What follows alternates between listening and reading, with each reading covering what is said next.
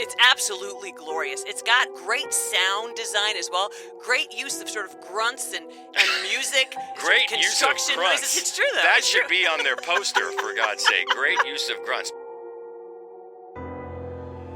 This has been a great year for final shots. Yes, you're right. And not just in horror, in all genres. Final shots this year have been great. And here's one. There is no film in 2022 with a richer or more important, integral, fascinating B story.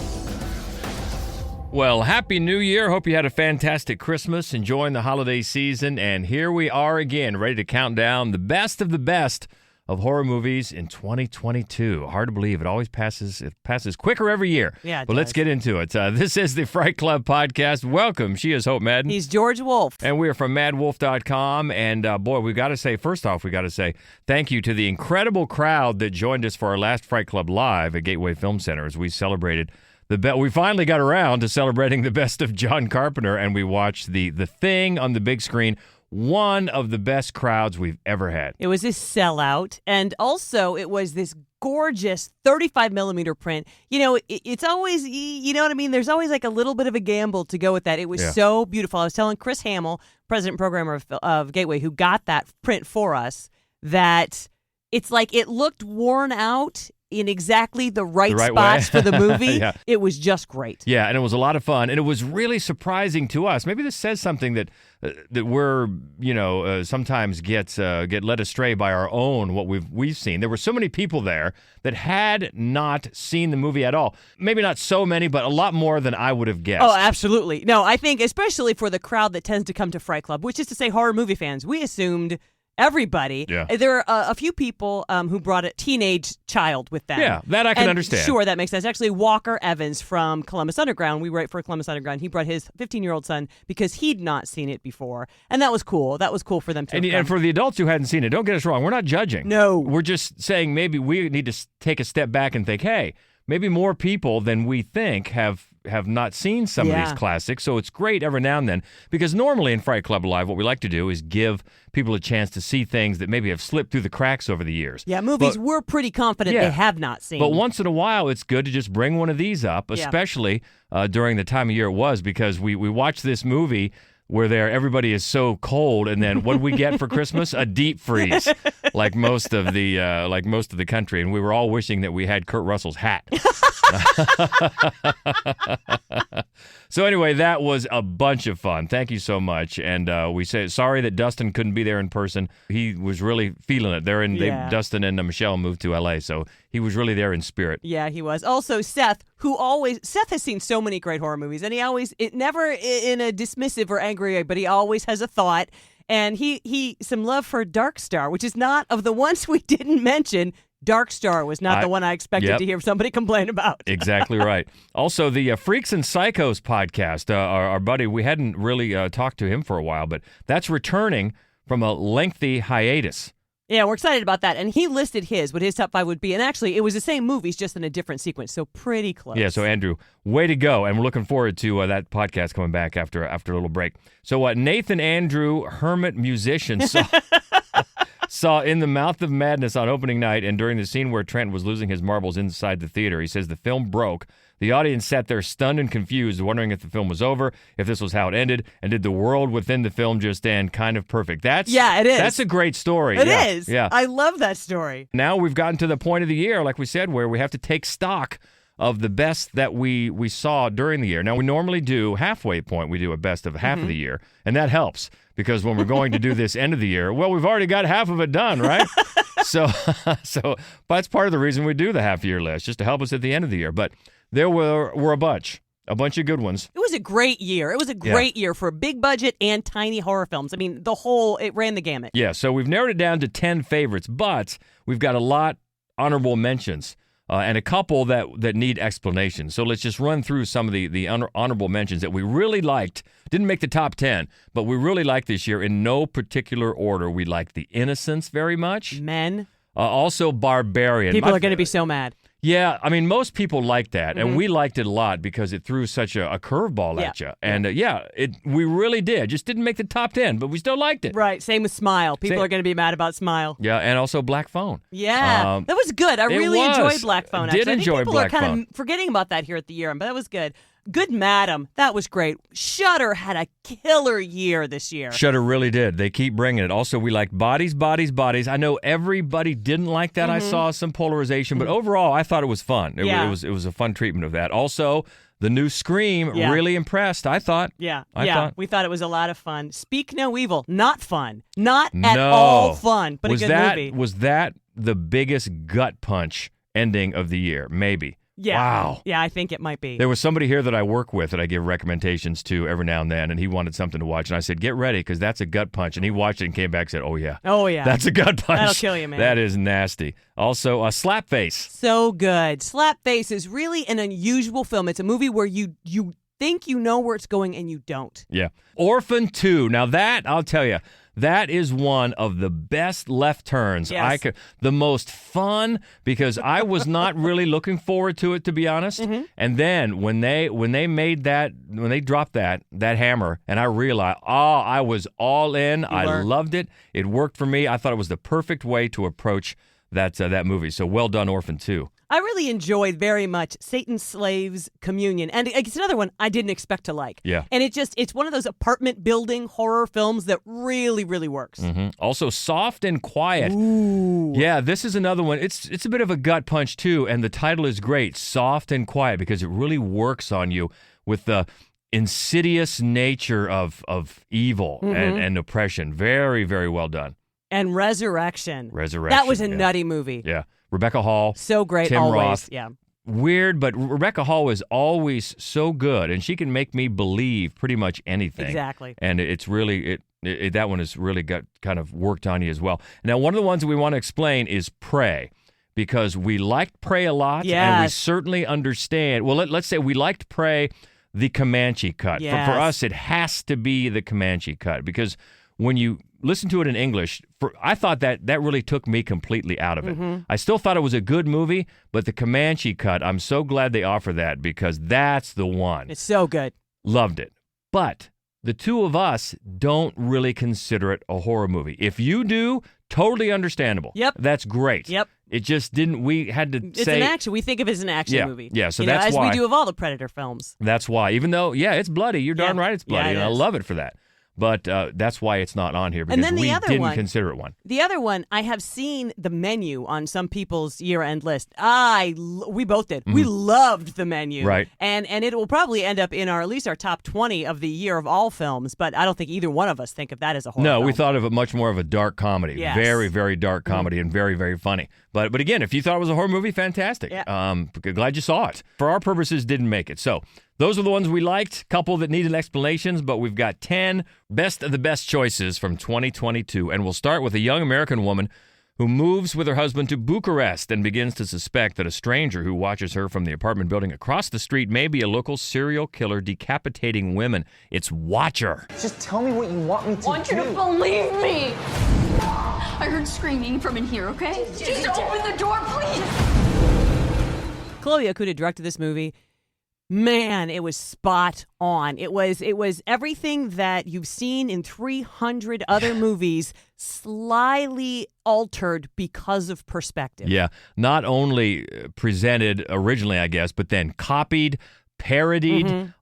So many times you've seen someone across the window. And just the perspective has changed. And boy, what a bloody and satisfying payoff, huh? Because it simmers the pot and then delivers. Yes, I thought the payoff was well worth it. Oh, yeah. And I thought it needed it. You needed that catharsis, I guess. You really did. And Micah Monroe was absolutely wonderful. And one of the things that you pointed out when we first talked about this movie is that it opens, she's in a cab with her husband, and the cab driver is speaking Romanian, and they don't subtitle it. Right. So it's perfect. You, the audience, the Okuna insists that you are in the woman's point of view and her perspective the entire You're film. lost. You're lost. It's so perfect. And it's you such also, a perfect way to situate you. In that scene, you get the impression that they're having some sort of laugh at her expense. Yep. and that just brings you all the more to the outsider perspective. Yeah, it's a great move by Chloe Acuna, who, by the way, is going to be involved in the next Fear Street.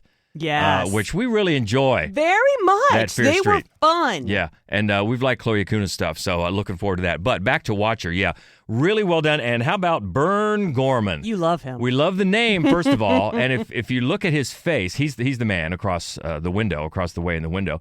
You just look at his face. If you didn't know his name, you'd think, I bet his name is Bern Gorman. Doesn't he? He's great. He's great. He's so menacing. And then they gaslight, and of course her husband doesn't come to her aid right away, and that brings you more into her camp, and you're just so mad at him. God, that's another way that the finale, the climax delivers. It's such an impressive film. Yeah, it really is. And this one is available now. It's on Prime Video, AMC Plus as well, so it's definitely out there if you haven't seen it, or if you Shudder, want. it's on Shudder. Is it on Shudder now? It is. There you go. Shudder should just pay us or something because we're always, hey, Shudder. Hey, that's right. How about a little something for, the effort? That's great, though. Any way you can catch it. Chloe Acuna also wrote the screenplay. It's based on a screenplay by Zach Ford, but Chloe wrote and directed this. So, man, nicely done. Very well done. And good performances. And, love that payoff. Love when there's good payoff. And this one delivers. Number 10 on our list of best horror of 2022. It is Watcher. Here's another one that's available on Shudder that I hope people take the time to see because I think a lot of people maybe missed it first time around. The Assassin travels through a nightmare underworld of tortured souls, ruined cities, and wretched monstrosities forged from the primordial horrors of the unconscious. Who wrote this? This is great. Mind of Phil Tippett, the world's preeminent stop-motion animator. After so many years this year, we finally got Mad God.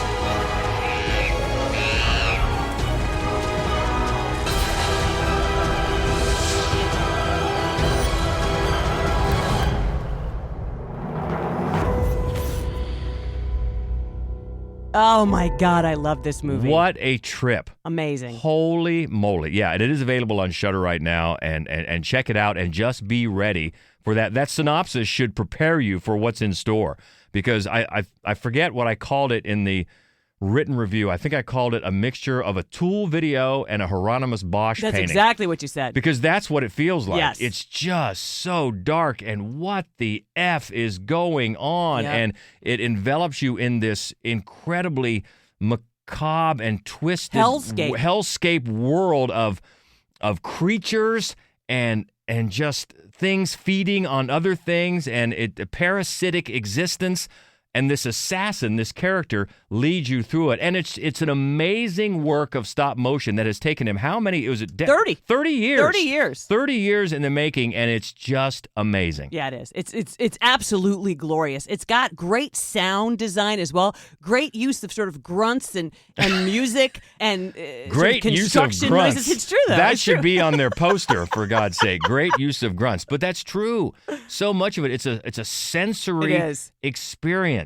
It's just a world like you've never seen, and it's painstakingly crafted with this stop-motion animation, and you just have to appreciate it for the work that went into it. And I think the film, it kind of exudes that. You can tell when you're watching it, you're amazed at it, that it took such incredible craftsmanship to get this done. Yeah, I think you're right. And because nothing was scrimped on, right? Oh. Like every detail in there, you can tell somebody painstakingly loved over. And Tippett and his crew, because I think he's the first one to acknowledge, he had a big crew working on this. And so everybody involved just takes you through these different, almost like rooms in a world of hellscape, where you just go in. Then there's flowers. Then there's these flowers. And then, but just everything devolves into another level of madness in this world. And it's not like it has a narrative of dialogue. First of all, there's no dialogue. No. But it's an experience that it's just hard to describe. There is a story per se, but it's very, very loose, but it's incredibly well made. It is. It really is. After so many, decades, 30 years of work for this, Mad God, writer-director Phil Tippett and his crew of stop-motion animators, just an incredible work, and it was our number 9 this year of horror films. And this is another one to catch on Shudder, so please do. Next up is more of a horror thriller. Events leading up to the 1996 Port Arthur massacre on Tasmania in an attempt to understand why and how the atrocity occurred. This is called Nitram. I heard someone laughing. I looked around, and there he was, lying on the floor of the back seat, looking up at me, laughing at my pain. Laughing like it was the funniest thing in the world.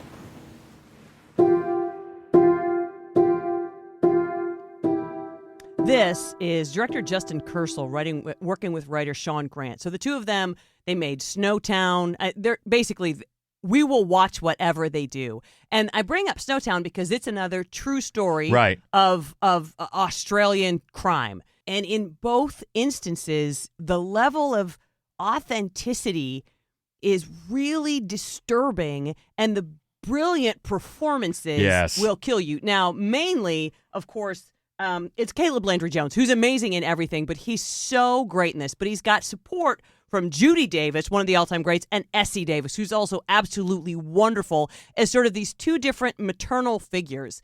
It's very moving. It's really difficult to watch and just remarkably well made. And this one, especially since we were explaining early on why we didn't think maybe Prey or The Menu were horror movies, this one may be a movie where some people might think, well, this is more of a dramatic thriller. Okay, I can see that, I suppose, depending on your... But we view this one as a horror movie. Because we were disturbed by it. Yeah, and it's the performances really are incredible. I mean, we've tooted the horn for Caleb Landry Jones now for a while. And, of course, Essie Davis we've loved since The Babadook. Sure. And Judy Davis is great. So I think in all their films, Snowtown as well relied on those very authentic performances to sell this. Yes. Because since it is based on true events, and they want to get behind the sort of thing that can lead to an event like that, you really have to buy in to these characters' situations and their motivations and what is driving them down this dark path. And so it's one that you really have to become absorbed with the characters, and this cast certainly does that. And this is another one you can find on Shudder.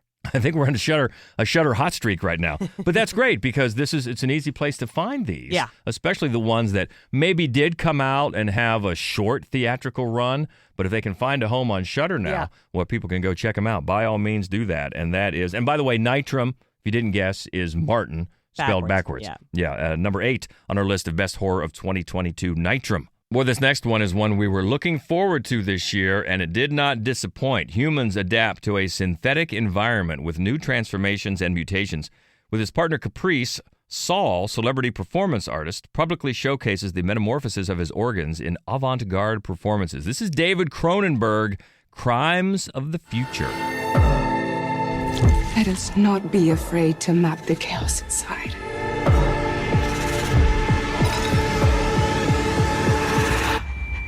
Let us create a map that will guide us into the heart of darkness.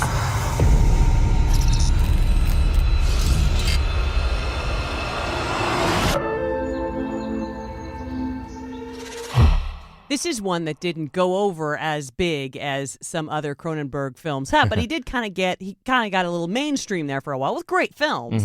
But he's back to decidedly horror. This is a little bit of a Cloak and Dagger sort of a mystery thriller as well. But Viggo Mortensen, always amazing, especially in Cronenberg films. Lea Seydoux plays his surgeon/lover. Kristen Stewart, super weird, always welcome in the super weird roles. But for me, the story itself seemed almost autobiographical in that, allegorical, but still, it almost felt like David Cronenberg, he'd stepped outside of the horror comfort circle. He'd made some big stream Oscar contenders, and now he's embracing the weirdo that he is. This might be the most Cronenbergian movie I have ever seen. Yeah, if you just came in cold and had no idea about who made this movie and really had seen any of Cronenberg's body horror stuff, you'd say, oh, yes, this is David Cronenberg, sure, because he is embracing it to the nth degree and has a message. He has something to say here, and it's very interesting the way that he can take that message, and I don't think any other filmmaker would frame that message through a narrative like this. No, I think you're right. Another filmmaker would have the same message and find a different way to get there, but not like this. No, because really there aren't any filmmakers like him. And it's uncomfortable in some instances, Yes. but I think you'll know your own comfort level with Cronenberg type of body horror because you see it, the things that are done to the body. Yep. In this movie, and it's going to make you squirm in some instances for sure. I also think it's funnier than any of his other films. Yeah, I could see that in a dark way. Mm-hmm. But it's just so fascinating because he wrote it as well. It's just so fascinating how he can come up with these stories to get where he's trying to go, especially early on when it sets the mystery with this child. Yeah. There's a child involved. Oh, yeah. And why he's doing what he's doing and why he's in demand, let's say. Mm-hmm. And how he gets from A to B to C to where he's going is fascinating. Yeah, it is. It's stunning. To work in all this body horror. And you're right, the performances are great. Again, we'll say that we've several times now. If you haven't left the twilight years of Kristen Stewart behind, she's very good. Yes, She's been very good for years Yeah, now. she has been. And here's another example of that. So that's number 7 on our list of best horror of the year. Yeah, the body horror of David Cronenberg's Crimes of the Future. Next up is a horror romance. You in for that? Marin, a young woman, learns how to survive on the margins of society. This is Luca Guadagnino's Bones and All. You don't think I'm a bad person? All I think is that I love you. You look like the kind that's convinced himself he's got this under his thumb. But you pull on one little thread and I'm ready. My lord. Maybe love will set you free. Now, Luca directed this one. He did not write it, and this one is based on a young adult novel. Now, usually that's where we kind of check out. Yep. But boy, this is, I can only imagine. I hope the novel is as good as this movie is. Because it does something. I mean, there's a core theme here that you can find is not uncommon in young adult, which is to say, embrace who you are, no matter how ugly that may be. And they take it pretty far because the problem that she needs to embrace is that she likes to eat human flesh. Right. Now, the writer is David Kajanic. Hope I pronounced that right. He wrote the screenplay based on the novel by Camille DeAngelis. Yeah, she likes to eat human flesh, and that comes to the forefront early on when she's at a very unfortunate sleepover. And then It's a great scene. has to go on the run. Yeah. And when she gets home and her dad knows right away what happened and we got to go. And that leads her, as the synopsis said there, on the margins of society. And we should say Marin is played by Taylor Russell. So good. From Waves, Yep. if you saw Waves, and if you didn't, boy, that's a really emotional film, but well worth seeing from a couple years ago. And she is so good. And she hooks up with Timothée Chalamet, who's obviously very good because he always is. And they find like-minded souls because he is on the run for the same reason. And they are up against, the thing about it is the kind of people they are give off a certain odor. Scent that really only other people like them can pick up. So they find people on their trail and are the people that are on their trail, including the great Mark Rylance. Oh, yeah. And also David Gordon Green, the director, and Michael Stuhlbarg are a very strange pair that they run into. Yeah, and Mark Rylance is very persistent about tracking them down. So, and then you have to wonder, as they do, are they here to help us or to hurt us? And it becomes an on-the-run sort of thing, romance, yes, but mystery and who's on their good side and who's really out for their best interests. Yeah, because it's a road picture, honestly. And sometimes, as you've said many times, that those don't work out because they seem like they're just a succession of disconnected scenes, skits almost. And I think if this film were not as beautifully directed as it is, it could feel that way because they do. On the road, they come into certain, little groups of people, little skits, if you will, as they try to feed or not feed or just stay off the radar. But it all flows really beautifully. Yeah, and it's a great ensemble. We didn't mention Sean Bridgers, always welcome, and Andre Holland, who he made such an impression on me in Moonlight a few years ago. So great. He plays her father, also very good here. So this is a great Chloe Sevigny also. Oh yeah, Chloe Sevigny. Oh, very brief but memorable time on screen. So memorable and uncomfortable. But and anytime you have something like this, especially in a young adult environment where you have a certain type of person, here it's a person who likes to eat human flesh. You can make that a metaphor for many other things. You sure can. And just running through your head when you watch this movie, it can really work for a lot of different instances, a lot of different lifestyles or preferences. Insert your own. It could really work about being pushed to the margins of society and how to stay true to yourself. And for young adult type of fare, this one does it better than most. Yes. And it's funny that it works by putting it in a horror genre where most people would sort of, well, I don't say most people, but a lot of people would turn away from that. They don't want to think anything more in a young adult environment, anything more horror, quote unquote, than Twilight. Right, which isn't, of course. Which I think is one of the reasons why the reviews of this movie are incredibly polarizing. Yeah. I mean, you're going to see it. I am seeing it on a lot of worst of the year lists, but that's to me just silly. The performances, the writing, the direction. Maybe you don't want to watch cannibalism, but then just don't watch the movie. That doesn't make it a bad film because that's what they do. And I think for a lot of people, to maybe overuse a hot term right now, a lot of people will feel seen in this movie. I really do. And I think they'll take it to heart. And that is number 6 on our list of best horror of the year, Bones and All. Into the top 5 now with a movie set in 1918. A young woman on the brink of madness pursues stardom in a desperate attempt to escape the drudgery, isolation, and lovelessness of life on her parents' farm. This is Ty West's Pearl. I know what I've done. Terrible, awful, murderous things. I want to be loved from as many people as possible. But truth is, I'm not really a good person.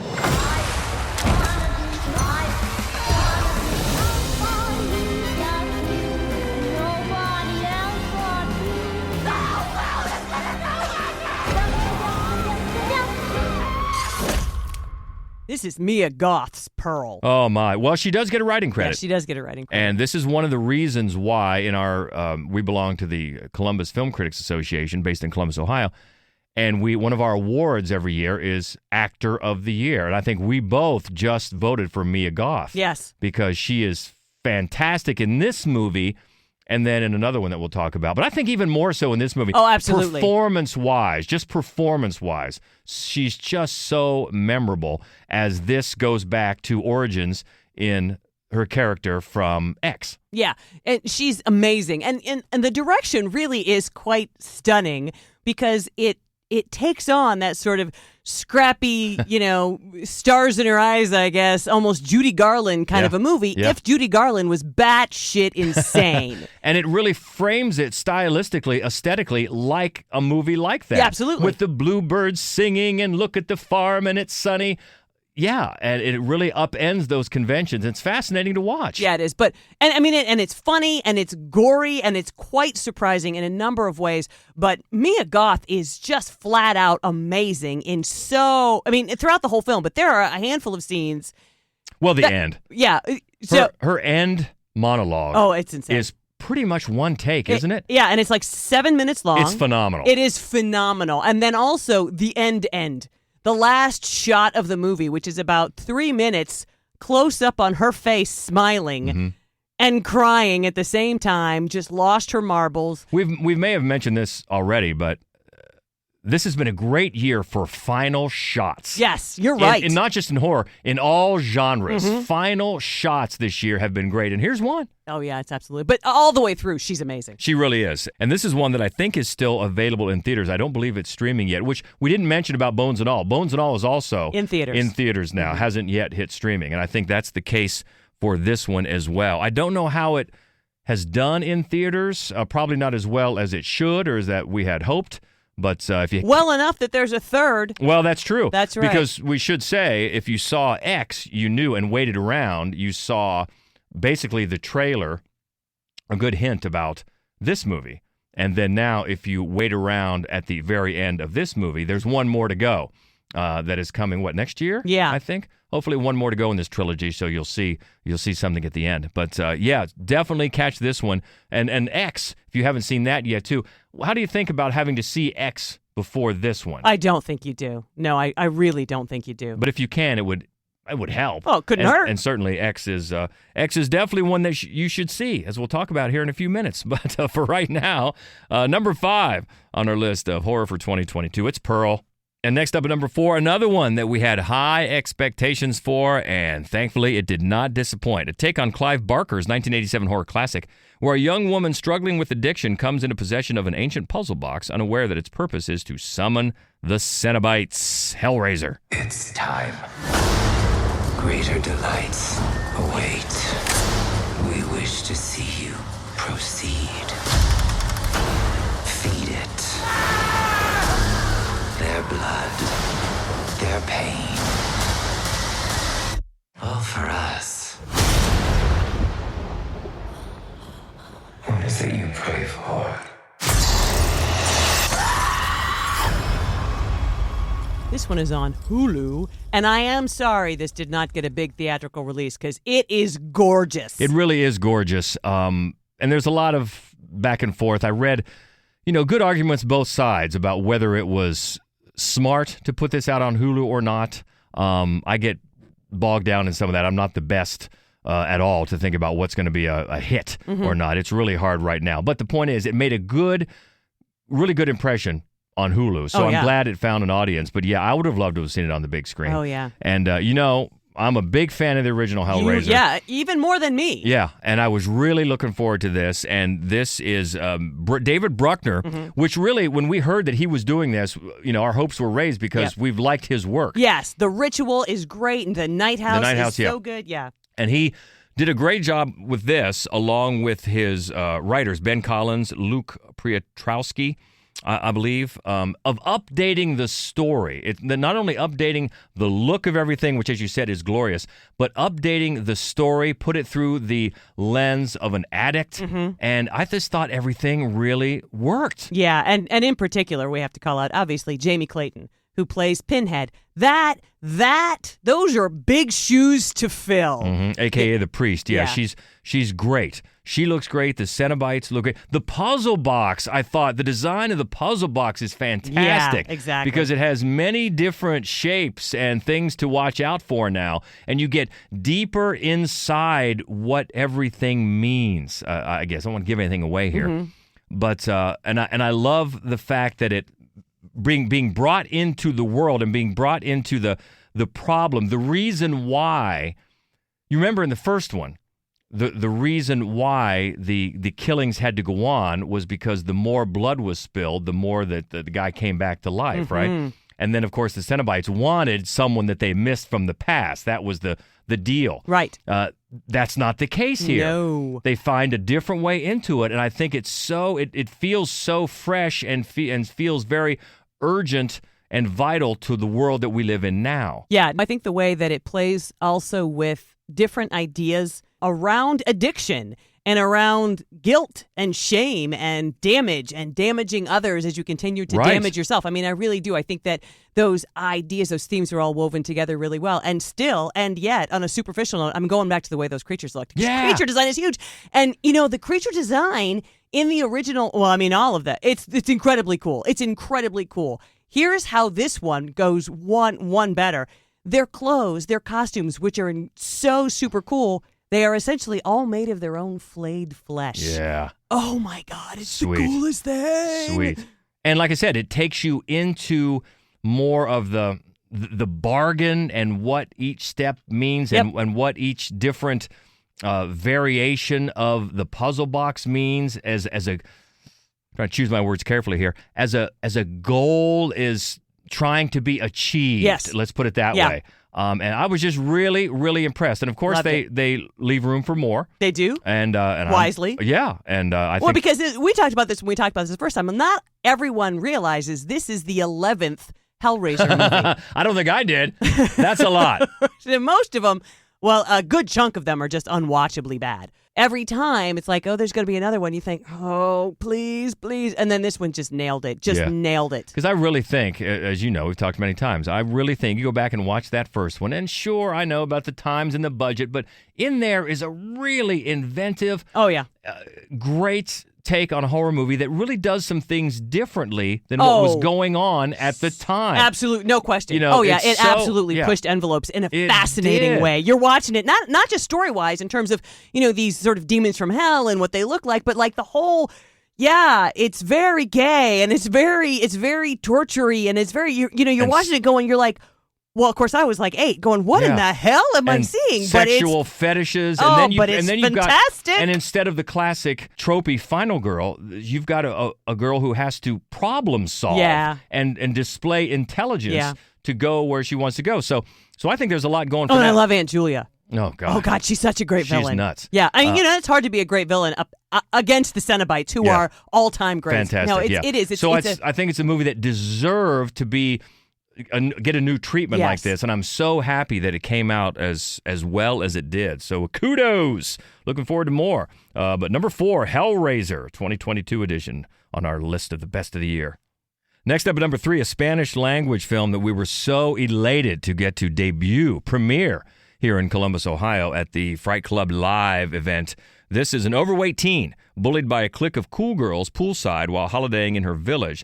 Her long walk home will change the rest of her life. This is Piggy.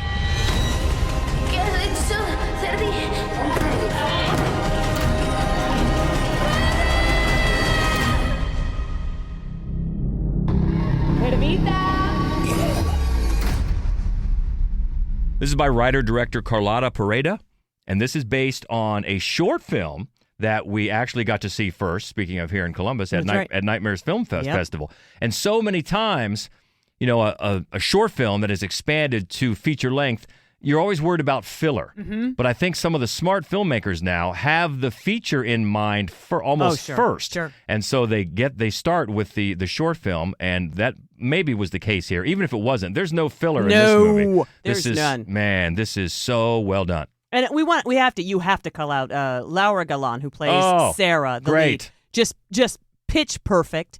And one of the things that I love so much, it's brutal. It's hard to watch. It's such a powerful film. But the other thing that I love about it is that you've seen these movies where Carrie, right? Carrie White at the Prom, where the bullied girl, and everybody is waiting for the mean girls to get, their meanness upended, right? Everybody's waiting for it. This film makes you re-look at the martyr, the hero, the bully, the victim. You just have to re-look. It complicates all of those relationships and all of those characteristics in the most fascinating and fearless ways. Yeah, and I remember before we actually saw it, we had heard that, ooh, get ready. Yeah. This one gets brutal. And for a while in the movie, I'm thinking, does it? Then it does. So, yep. So get ready. It does. And there are times, this is one of those movies where there are times when you see things, we know things that the characters don't. Yeah, I always love that. You can pull it off. Yeah. And then when it gets to the final, the third act, boy, it hangs. She hangs and makes you question several times in the beat of a scene. Is this what's going to happen? Right. No. Is it? No. No, is it? No. Oh, and she holds for enough beats where you question yourself 3 or 4 times about what really a character is going to do, and it's really, really fierce and lean. And I don't think the running time is much at all. No. It's lean, it's mean, it delivers it, and boy, you're gonna get a ride like the synopsis says, the walk home. In the course of a walk home, it doesn't just change her life; it changed a lot of lives. Oh yeah. About what goes on in the person involved who thinks that he is coming to her aid, and their relationship. Yeah, it's fascinating. Huh? Yeah. Yeah, you've never seen anything like that. Yeah, it's really satisfying on a lot of different levels. And this one, it's on Prime Video. I don't think it's Shudder, though. But it is available to stream. Mm-hmm. If you maybe catch it on a big screen somewhere, by all means. Oh, yes. But if you're only going to see it on streaming, this is definitely one that you don't want to miss. Because, you mentioned Laura Galan's, her performance. It's so great because early on, you're on her side so easily because what happens to her is so heartbreaking. And she makes it so sympathetic and empathetic because not only is she dealing with the clique of girls, one of which used to be her best friend that is tormenting her, but then the relationship with her mother. Yes. That's a whole nother thing. Yeah, and again, it makes you think of Carrie White, but it's not. And the last thing I'm doing is dissing the movie Carrie, but it's so much more realistic because the relationships are much more complicated and they're never black and white. And you don't. All right, there's one girl you fully hate, but you don't fully hate most of the characters. You can see different layers in every character in here. It's fascinating. It's so well written, and just the execution is perfect. Yeah, so seek it out. That's number 3 on our list of best horror of the year. It's Piggy. And next up is one that we referenced here just a few minutes ago. In 1979, a group of young filmmakers set out to make an adult film in rural Texas. But when their reclusive elderly hosts catch them in the act, the cast find themselves fighting for their lives. This is Ty West and Mia Goth again with X. Farmer's daughter, take one. I need to be famous, Wayne. All the best people are. There ain't nobody else out there like you.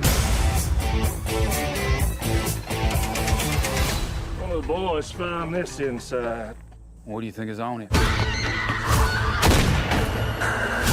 I see one goddamn fucked up horror picture. This one is available now on Showtime, and it is obviously the original film, the first film in this trilogy. Pearl followed this, and then we've got the next one coming, Maxine. But boy, this is such a great... Well, just watch the trailer. And the first thing you're going to think of is Texas Chainsaw Massacre, which immediately brought you into it. Oh, my right? God, yes. So you think of a mix of Texas Chainsaw Massacre and what? Boogie Nights? Boogie Nights. Because it's about porn, right. making porn. Right. And it balances everything so well. And the performances, again, Mia Goth, but also Jenna Ortega, who's really big right now. She's a big it girl. Brittany Snow is great. Snow. Martin Henderson is great. Kid Cudi. Yeah.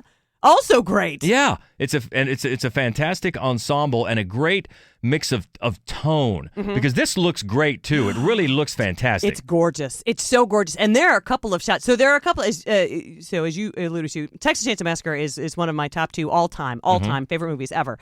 And there are a couple of shots from that are direct lifts in the most beautiful way of Texas Chainsaw Massacre. They just made me want to cry. But there's another shot, a shot from above of an alligator that is one of the most beautiful sequences, to be in a film this year of any genre. And this one gets bloody too, as it really balances that look at a horror movie and yet porn. Yeah, and you know what I think is very fascinating, especially from a male filmmaker, is that it's not judgy. And that's actually a big part of the film, is that these women have made this choice and you're not supposed to feel sorry for them and you're certainly not supposed to judge them. And that's a big part of the Jenna Ortega character, which is interesting because in the end, what it's doing is really finger pointing at dudes, not at the women who are involved in this, which I very much appreciated, especially, to be honest with you, it's refreshing and surprising from a male filmmaker. Yeah, it is. And it's weird to say it, but it's fun. It is fun.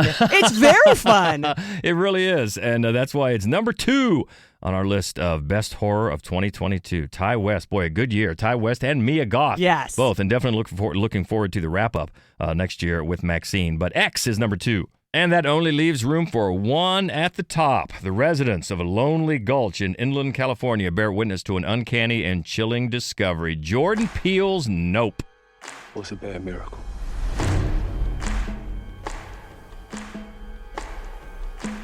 They got a word for that. Yeah, nah.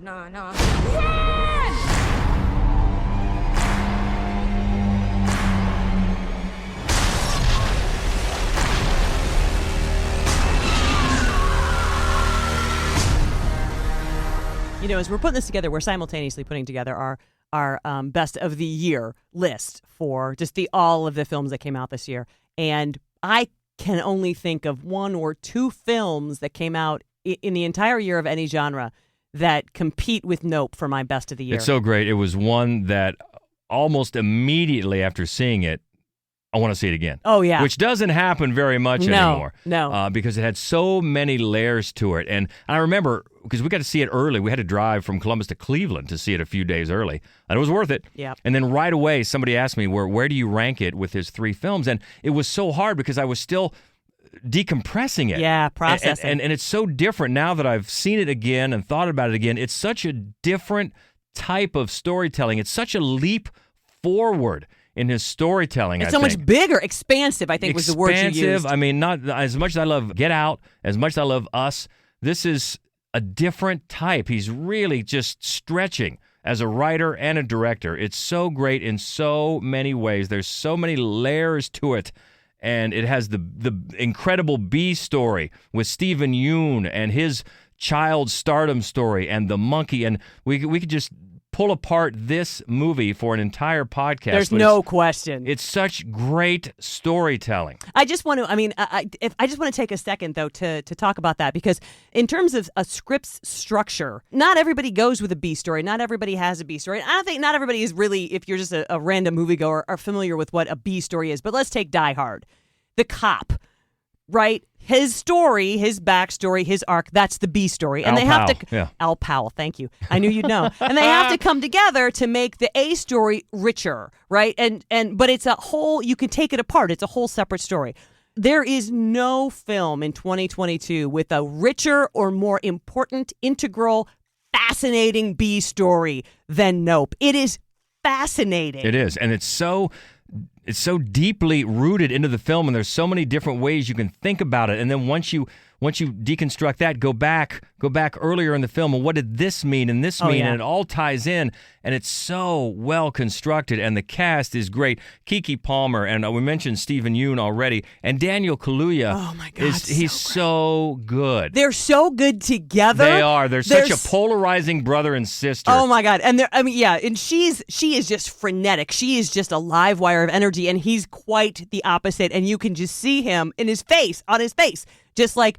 He's so irritated. Now he's just going to swallow it. He's just not going to react to it. They're so good together. And it's a movie where you can take so many different things out of it. I mean, they have, for me, so much of what Jordan Peele is saying, he opens it with a Bible verse. Mm-hmm. Now, that's not an accident, obviously. So, but just because, what I take out of it doesn't mean that what somebody else takes out of it is not right. No. But there's so many ways that you can get inside this movie and talk about and think about what he's saying in terms of spectacle, in terms of filmmaking, the black experience in filmmaking. That's an important part of it too. Yeah, the experience of filmmaking.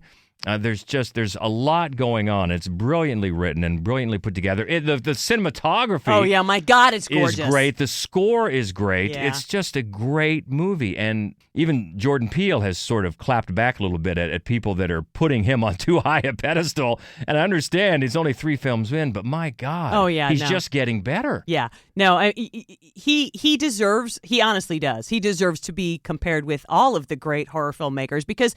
And all of the great filmmakers, honestly, because there are very few people whose first 3 movies are this exceptional. Yeah, and like I said, this is a real step forward. And as good as those first 2 films were, this is different. This is a different type of directing and writing and storytelling, and it's just so impressive. So yes, number 1, Nope, on our list of best horror of 2022. But what do you think? Let us know. There's so many great films to talk about. Maybe you definitely think Prey was a horror film, or the Menu too. We would love to hear from you. Always easy to get in touch with us, and that is at Fright Club Pod on Twitter. You can also find us on Instagram and Facebook.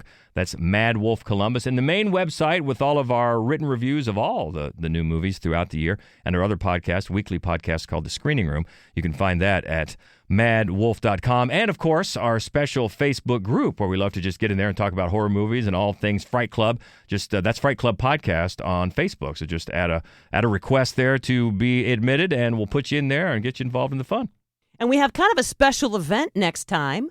We are going to do another recorded. Before we do our Fright Club Live for January, we have a special guest, Alok Mishra, the producer of 1BR, plus co-star and just a treat, charmer, Naomi Grossman, who you might also know from American Horror Story. We spent a couple of minutes talking about that as well. Yeah. They join us, and we talk about apartment horror. Yeah. And that's a great topic, and it was It his is. idea. And we have to keep stealing great Yeah, topics it's a from other fun people. conversation. They were a blast to have on. So that'll be good to dive into next time on the in-studio, as you mentioned, Fright Club, before we take it back to Gateway Film Center, and that will be on January the 13th, Friday the 13th. That's huh? right. Great night for a Fright Club Live.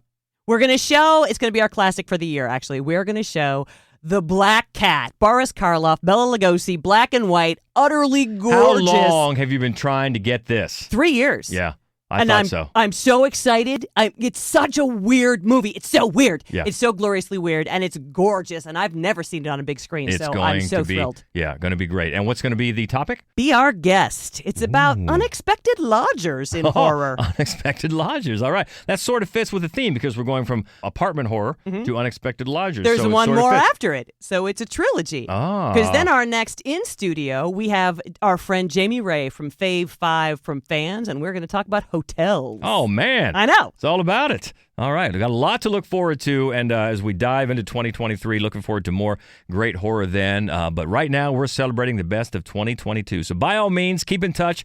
Tell us what you think. Hope you can join us next time. And heck, if you're in the area, hope you can join us at Gateway Film Center on January 13th for the next Fright Club Live. But until then, she is Hope Madden. He's George Wolf. And this is the Fright Club Podcast. Happy New Year. Hello, darling. This is Elvira, Mistress of the Dark. And stay frightful, my friend.